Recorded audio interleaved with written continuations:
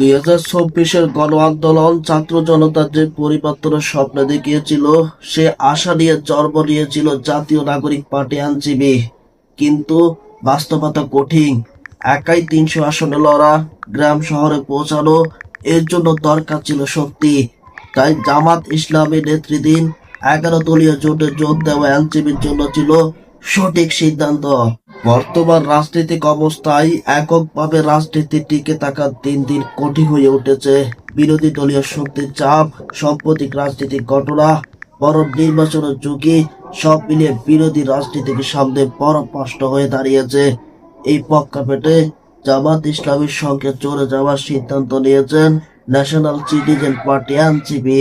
এই জোটের আওতায় এনসিপি সরাসরি 30টি আসনে প্রতিদ্বন্দ্বিতা করবেন, যেখানে জামাত বাকি আসনগুলোতে সমাপ্ত দিচ্ছে।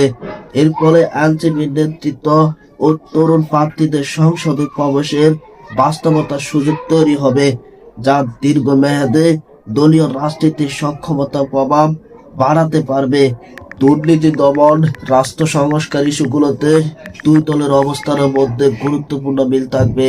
জোটের মাধ্যমে এসব দিকে আরো জোরালোভাবে জনগণের সামনে উপস্থাপন করার সুযোগ আসবে। এদিকে এনসিপি পাচ্ছে জামাতের দীর্ঘদিন সাংগঠনিক শক্তি, অন্যদিকে জামাত পৌঁছাতে পারছেন তরুণ প্রজন্মের ভোটারদের কাছে। রাজনীতি শুধু আদেশের বিষয় নয়, বাস্তবতার সাথেও মানিয়ে নেওয়ার গল্প।